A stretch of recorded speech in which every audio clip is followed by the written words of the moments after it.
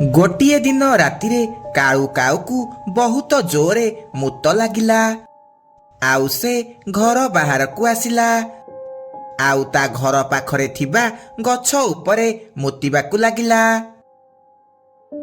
ଓହୋ, କେତେ ଜୋରେ ମୁତ ଲାଗୁଥିଲା। ଆଉ ଟିକେ ସମୟ ଚାପିକି ରଖିଥିଲେ ମୋ ପେଟ ଫାଟି ଯାଇଥାନ୍ତା।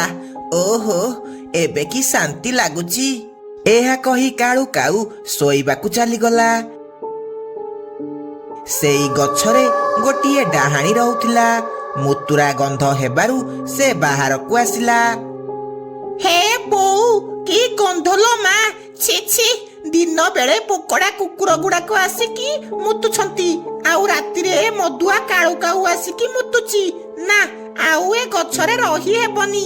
ଯାଉଛି ନଈରୁ ପାଣି ଆଣିକି ଆସିବି, ଆଉ ଏ ଗଛ ମୂଳେ ଢାଳିବି, ନହେଲେ ଆଉ ରହି ହେବନି। ଏହା କହି ଡାହାଣୀ ଗୋଟିଏ ମାଠିଆ ନେଇ ନଈରୁ ପାଣି ଆଣିବାକୁ ଗଲା। ଆଉ କିଛି ସମୟ ପରେ ପାଣି ଆଣି ସେଠାକୁ ଆସିଲା, ଆଉ ଗଛ ମୂଳେ ଢାଳିବାକୁ ଲାଗିଲା। ଓହୋ, ଏବେ ଯାଇ ସେ ଗନ୍ଧ ଗଲା। ଏତେ ବାଟରୁ ପାଣି ଆଣିକି ବହୁତ ଥକି ଗଲି। ଯାଉଛି ଟିକେ ଆରାମ କରିବି।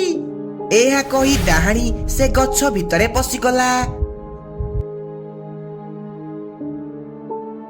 ସକାଳେ କାଳୁ କାଉ ଦେଖିଲା ତା ଘର ଆଗରେ ବହୁତ ସାରା ପାଣି ପଡିଛି। ଆରେ, ମୋ ଘର ଆଗରେ ଏତେ ପାଣି କୁଆଡେ ଆସିଲା? ଲାଗୁଛି ରାତିରେ କିଏ ଆସିକି ମୋ ଘର ଆଗରେ ମୁତିକି ଯାଇଛି। ରହ, ଆଜି ରାତିରେ ଜଗିକି ବସିବି, ଆଉ ଦେଖିବି କିଏ ମୋ ଘର ଆଗରେ ଆସିକି ମୁତୁଛି। ଏହା କହି କାଳୁ କାଉ ନିଜ କାମରେ ଚାଲିଯାଏ। ରାତିରେ କାଳୁ କାଉ ତା ଘର ଆଗରେ ଗୋଟେ ବାଡ଼ି ଧରି ଜଗିକି ବସିଲା। ଆଜି ମୁଁ ରାତି ସାରା ଏଇଠି ଜଗିକି ବସିବି, ଆଉ ଦେଖିବି କିଏ ମୋ ଘର ଆଗରେ ଆସିକି ମୁତୁଛି। ଆଜି ତା ରଙ୍ଗ ଭଲସେ ଛଡେଇ ଦେବି। ଏହା କହି କାଳୁ କାଉ ସେଇଠି ଜଗିକି ବସିଲା। ଏମିତି ରାତି ଅଧ ହେଇଗଲା। କେହି ବି ନ ଆସିବାରୁ କାଳୁ କାଉ ଘରକୁ ଯିବାକୁ ଭାବିଲା।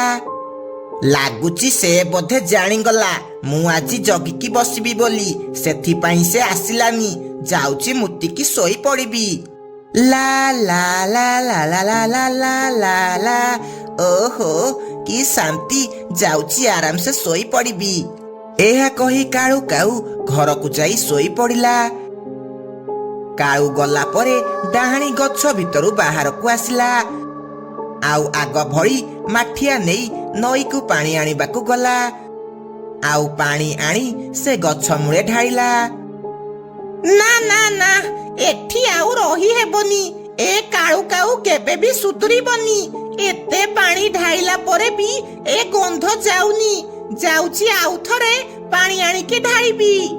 ଏହା କହି ଡାହାଣୀ ପୁଣି ଥରେ ପାଣି ଆଣିବାକୁ ଗଲା, ଆଉ ପାଣି ଆଣି ସେ ଗଛ ମୂଳେ ଢାଳିଲା। ଏମିତି ସେ ରାତି କଟିଲା। ସକାଳୁ କାଳୁ କାଉ ପୁଣି ଥରେ ତା ଘର ଆଗରେ ପାଣି ଦେଖି ବହୁତ ରାଗିଗଲା। ଆରେ, ପୁଣି ଥରେ କିଏ ପାଣି ଢାଳିଲା? ତାହେଲେ କାଲି ରାତିରେ ମୁଁ ଯେତେବେଳେ ଶୋଇବାକୁ ପଳେଇଲି, ସେତିକି ବେଳେ କିଏ ଆସିକି ଏଠି ପାଣି ଢାଳିକି ଯାଇଛି। ରହ, ଆଜି ପୁରା ରାତି ସାରା ଅନେଇକି ରହିବି, ଆଉ ତା ରଙ୍ଗ ଛଡେଇ ଦେବି। ରାତିରେ କାଳୁ କାଉ ପୁଣି ଥରେ ଜଗିକି ବସିଲା। ଅଧରାତି ହେଇଛି, କାଳୁକୁ ପୁଣି ଥରେ ମୁତ ଲାଗିଲା। ସେ ଯାଇ ସେ ଗଛ ମୂଳେ ମୁତିବାକୁ ଲାଗିଲା। ଆଜି ମୁଁ ଆଉ ଘରକୁ ଯିବିନି। ଦେଖିବି ମୋ ଘର ଆଗରେ କିଏ ପାଣି ଢାଳୁଛି। କାଳୁ ଯେମିତି ମୁତିକି ଯାଇଛି, ସେ ଡାହାଣୀ ସେ ଗଛ ଭିତରୁ ବାହାରିଲା, ଆଉ ମାଠିଆ ନେଇ ପାଣି ଆଣିବାକୁ ଗଲା।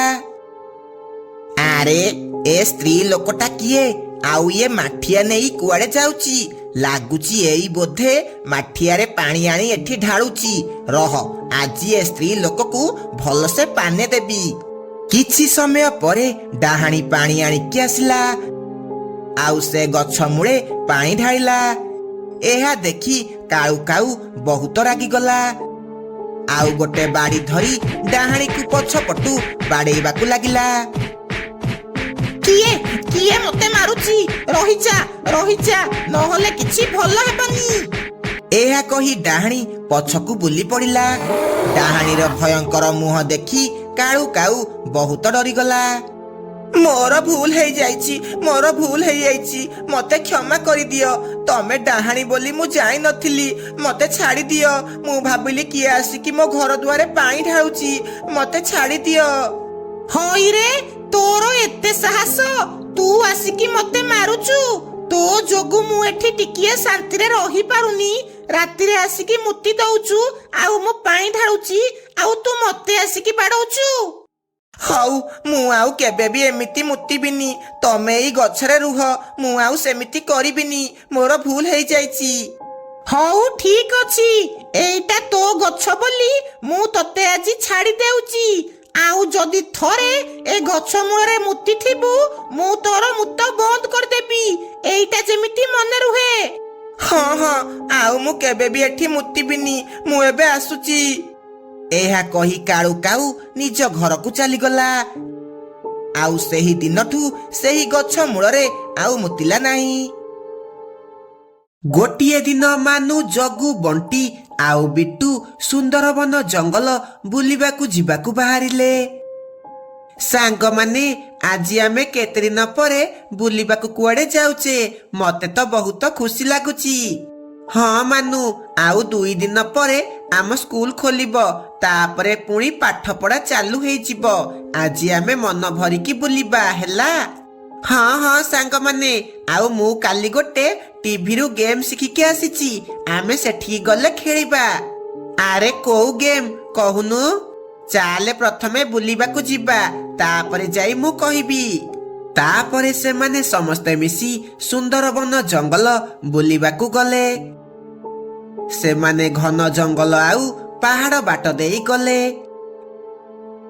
ସେଠି ପହଞ୍ଚି ସେମାନେ ଝରଣା ଦେଖିଲେ, ଆଉ ଫୁଲ ବଗିଚାରେ ବୁଲିଲେ। କିଛି ସମୟ ବୁଲିଲା ପରେ ସେମାନେ ଘରୁ ଆଣିଥିବା ଖାଇବା ବସିକି ଖାଇଲେ। ଆରେ ଜଗୁ, ତୁ ପା କୋଉ ଗେମ୍ କଥା କହୁଥିଲୁ? କହୁନୁ, ତୁ କୋଉ ଗେମ୍ କଥା କହୁଥିଲୁ? ଆରେ ମୁଁ ସେ ଗେମ୍ କେବେ ଟ୍ରାଏ କରିନି, କିନ୍ତୁ ମୁଁ କାଲି ଟିଭିରୁ ଶିଖିଲି। ଆରେ ହଁ ଯେ, ସେଇଟା କୋଉ ଗେମ୍ କହୁନୁ? ଆରେ ସେଇଟା ହେଉଛି ଭୂତକୁ ଡାକୁଥିବା ଖେଳ। ସେ ଖେଳ ଦ୍ୱାରା ଆମେ ଭୂତକୁ ଡାକିବା। କଣ ଭୂତକୁ ଡାକୁଥିବା ଖେଳ? ତୁ ପାଗଳ ହେଇଗଲୁ ନା କଣ? ଆମେ ବାହାର ଜାଗାକୁ ବୁଲିବାକୁ ଆସିଛେ, ଆଉ ସୁନସାନ ଜାଗାରେ ବସିଛେ। ଏଠି କେହି ବି ନାହାନ୍ତି, ଆଉ ତୁ ଭୂତକୁ ଡାକିବା କଥା କହୁଛୁ? ଆରେ ମାନୁ, ଏ ବୋକା ବିଟୁକୁ ଟିକେ ବୁଝା। ଆରେ ଆମେ ଏ ଖେଳ ଦ୍ୱାରା ଭୂତକୁ ଡାକିବା, ଆଉ ତାକୁ ଆମ ଗୁଲାମ କରିକି ରଖିବା। ଆମେ ତାକୁ ଯାହା କହିବା ସେ ଆମ କଥା ସବୁ ମାନିବ, ଆଉ ଆମର ସବୁ ଅସୁବିଧା ଦୂର ହେଇଯିବ। କଣ ସତରେ ସେ ଭୂତ ଆମର ସବୁ କଥା ମାନିବ? ତାହେଲେ ଆମେ ସେ ଗେମ୍ ନିଶ୍ଚୟ ଖେଳିବା। ହଉ ତାହେଲେ ଠିକ ଅଛି। ତାପରେ ଜଗୁ ତା ବ୍ୟାଗରୁ ଗୋଟେ ଧଳା ବୋର୍ଡ ବାହାର କରେ, ଆଉ ସେଥିରେ ୟେସ୍ ନୋ ଲେଖେ, ଆଉ 2ଟି ପେନସିଲ ଥୁଏ, ଆଉ 4ଟି କ୍ୟାଣ୍ଡେଲ ଜଳାଏ। ମତେ ତ ବହୁତ ଖୁସି ଲାଗୁଛି। ଆମେ ସେ ଭୂତକୁ ଡାକିବା, ଆମେ ତାକୁ ଯାହା ମାଗିବା ଆମକୁ ସେ ସେଇଆ ଦେବ। ଶୁଣ, ଏ କ୍ୟାଣ୍ଡେଲ ଯେମିତି ନ ଲିଭେ, ହେଲା? ସମସ୍ତେ ଧ୍ୟାନ ରଖିବ। ତାପରେ ଜଗୁ ସେମାନଙ୍କୁ ଯାହା ଯାହା କୁହେ ସେମାନେ ସେଇଆ ସେଇଆ କରନ୍ତି। ସମସ୍ତେ ନିଜ ନିଜ ଆଖି ବନ୍ଦ କରନ୍ତି। ତାପରେ ଜଗୁ ମନ୍ତ୍ର ପଢିବାକୁ ଲାଗେ। ସାକାଲାକା କୁମକୁମ, ସାକାଲାକା କୁମକୁମ। ଏଠି ଯିଏ ବି ଅଛ, ଯଦି ସତରେ ତମେ ଅଛ, ତାହେଲେ ପେନସିଲକୁ ୟେସ୍ ଆଡକୁ କରିଦିଅ। ଆମେ ତମକୁ ଦେଖିବାକୁ ଚାହୁଁଛୁ। ଏହା କହି ସେମାନେ ଯେମିତି ଆଖି ଖୋଲନ୍ତି, ସେମାନେ ଦେଖନ୍ତି 4ଟି କ୍ୟାଣ୍ଡେଲ ସେମିତି ଜଳୁଛି, ଆଉ ସେ ପେନସିଲ ବି ସେମିତି ଥୁଆ ହେଇଛି। ଏହା ଦେଖି ସେମାନେ ପୁଣି ଥରେ ଆଖି ବନ୍ଦ କରନ୍ତି, ଆଉ ମନ୍ତ୍ର ପଢିବାକୁ ଲାଗନ୍ତି। ଆଉ ସେ ଯେମିତି ଆଖି ଖୋଲନ୍ତି, ସେ ଦେଖନ୍ତି ପେନସିଲ ୟେସ୍ ଆଡକୁ ହେଇଛି। ଏହା ଦେଖି ଜଗୁ ବହୁତ ଖୁସି ହେଇଯାଏ। ଆରେ ଦେଖ, ପେନସିଲ ୟେସ୍ ଆଡକୁ ହେଇଛି। ୟା ମାନେ ଏଠି ଗୋଟେ ଭୂତ ଅଛି, ଆଉ ସେ ଆମକୁ ଦେଖା କରିବାକୁ ଚାହୁଁଛି। ସେ ଏତିକି କହିଛି, ସେତିକି ବେଳେ ପାଉଁଜି ଝୁମଝୁମ ହେବାର ଶବ୍ଦ ଶୁଭାଯାଏ। ସେମାନେ ଇଆଡେ ସିଆଡେ ଦେଖିବାକୁ ଲାଗନ୍ତି, କିନ୍ତୁ ସେଠି କେହି ବି ନଥିଲେ। ସେତିକି ବେଳେ ବିଟୁକୁ କେହି ପଛପଟୁ ଧକ୍କା ମାରେ। ସେ ଯେମିତି ପଛକୁ ବୁଲିଛି, ଗୋଟେ ଡାହାଣୀ ତା ଆଗରେ ଠିଆ ହେଇଛି। ହେ ବୋଉ, ଭୂତ ଭୂତ! ସାଙ୍ଗମାନେ, କିଏ ମୋ ପିଠିରେ ହାତ ମାରିଲା? ମୁଁ ଯେମିତି ପଛକୁ ବୁଲିଛି, ମୋ ପଛପଟେ ଗୋଟେ ଡାହାଣୀ ଠିଆ ହେଇଥିଲା। କାଇଁ, ଆମେ ତ କିଛି ବି ଦେଖିନୁ। ତତେ ଏମିତି ଭୂତ ଦେଖାଗଲା? ତୁ ଆମକୁ ମିଛ କହିକି ଡରଉନୁଟି? ସେତିକି ବେଳେ ଜୋରେ ଜୋରେ ପବନ ହେବାକୁ ଲାଗିଲା, ଆଉ ସେ କ୍ୟାଣ୍ଡେଲ ସବୁ ଲିଭିଗଲା, ଆଉ ଭୟଙ୍କର ଶବ୍ଦ ହେବାକୁ ଲାଗିଲା। ଏହା ଶୁଣି ସେମାନେ ବହୁତ ଡରିଯାଆନ୍ତି, ଆଉ ଜୋରେ ଦୌଡ଼ିକି ସେଠାରୁ ଯିବାକୁ ଲାଗନ୍ତି। ହଠାତ୍ ସେମାନଙ୍କ ସାମ୍ନାକୁ ଗୋଟେ ଡାହାଣୀ ଆସିଯାଏ। ଆରେ, ମତେ ପା ଡାକିଲ, ଆଉ ମୁଁ ଆସିଲି। ଆଉ ମତେ ଡାକିକି ଦୌଡ଼ିକି ପଳଉଛ କଣ? ଏମିତି କାହାକୁ ଡାକିକି ସେଠାରୁ କଣ ଚାଲି ଯାଆନ୍ତି କି? ଏହା କହି ସେ ଡାହାଣୀ ଜଗୁ ଆଉ ବିଟୁର ତଣ୍ଟିକୁ ଧରି ପକାଏ। ମତେ ଛାଡ଼ିଦିଅ, ମତେ ଛାଡ଼ିଦିଅ, ମୋର ଭୁଲ ହେଇଗଲା। ମୁଁ ତ ମଜା କରୁଥିଲି, ମୋର ଭୁଲ ହେଇଗଲା। ହଁ ହଁ, ଆମକୁ ଛାଡ଼ିଦିଅ। ଆମେ ଆଉ ଏମିତି ଭୁଲ କେବେ ବି କରିବୁନି। ଆମକୁ ଛାଡ଼ିଦିଅ। ବହୁତ ଦିନ ହେଲା ମୁଁ ବହୁତ ଭୋକରେ ଅଛି। ଆଜି ମନ ଭରିକି ପକ୍ଷୀ ମାଂସ ଖାଇବି, ଆଉ ତମେ ମାନେ କହୁଛ ଛାଡ଼ିଦିଅ? ନା ନା, ଏମିତି ହେଇପାରିବନି। ସେ ଏହା କହି ଯେମିତି ସେ ଦୁଇ ଜଣଙ୍କୁ ଖାଇବାକୁ ଯାଇଛି, ମାନୁ ସେତିକି ବେଳେ ହନୁମାନ ଚାଳିଶା ବୋଲିବାକୁ ଲାଗେ। जय हनुमान ज्ञान गुण सागर, जय कपीस तिहु लोक उजागर, राम दूत अतुलित बल धामा, अंजनी पुत्र पवन सुत नामा। ଡାହାଣୀ ଯେମିତି ହନୁମାନ ଚାଳିଶା ଶୁଣିଛି, ତାକୁ ବହୁତ ଜୋରେ କଷ୍ଟ ହେବାକୁ ଲାଗେ, ଆଉ ସେ ସେଠାରୁ ଅଦୃଶ୍ୟ ହେଇଯାଏ।